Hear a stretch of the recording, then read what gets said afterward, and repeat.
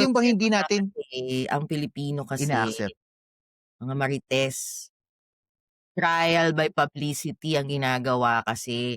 'Pag Correct, merong nagsalita diyan na nagva-vlog or nagsasabi diyan or nag-press con, kung ano yung sinasabi nila ang dali nating maniwala, ang dali nating makinig, maniwala without investigating.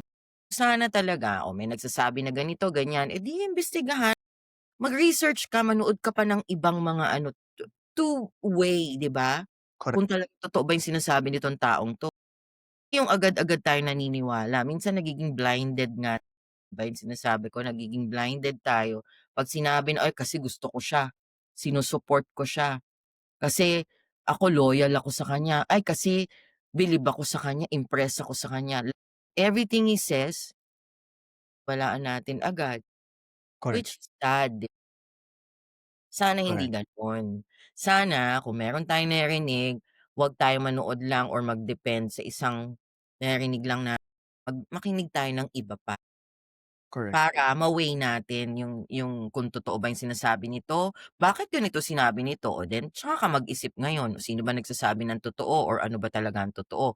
Mag-research ka pa ng iba, yung mga reliable source.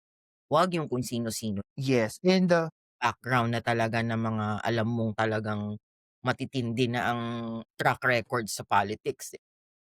correct. I think because we're about to end our show na din, I think my take on this is more of like when time comes na ang information is one-sided lang, sunod lang tayo ng sunod sa sinasabi ng isang tao, isang grupo, or nasa echo chamber mo lang ikaw paulit-ulit. Ano mang issue yan, ano mang kahit hindi politics yan, that's the time I think it goes as far as hindi ka na nag-iisip, wala ng critical thinking.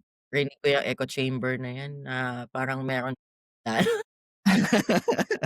Politics kasi parang usually ginagamit na ano, eh, 'no, common term, especially echo chamber.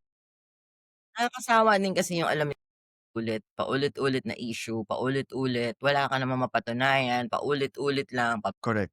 And, I think it's also disservice for yourself na parang hindi ka na question, hindi ka na skeptic sa mga naririnig mo, and then you're just trying to prove na totoo yun kasi tingin mo totoo siya, pero there's no proof on mhm, what you heard. And I think that's what anybody should have, that attitude of like, okay, sinabi mo yung sentence A, pero how can you prove to be na totoo yung A kung wala namang B, C, or D? Parang gano'n. And, yeah. I guess maraming salamat po Miss Andrea, nakaisang oras tayo. Talagang 'pag ikaw ang kakwentuhan akala ko 5 minutes lang tayo pero Gano'n? 45. Ewan ko ba Hindi ba't gusto kasi mo sa mga kakwentuhan.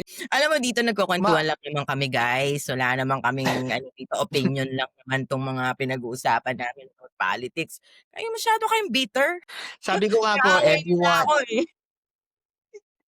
Yeah, and sabi ko nga po anyone is invited basta mag-schedule lang po tayo and then we can talk like this. Ako po basta ako wala akong alam diyan, yun lang po Galit masasabi na ko. galit kayo Basta sa'kin, nagko-comment lang naman. basta Enjoy masabi lang ko po tayo, Diyos ko. Yeah, thank you so much Billy, maraming salamat and thank you so much sa mga viewers mo, sa mga viewers natin. opo.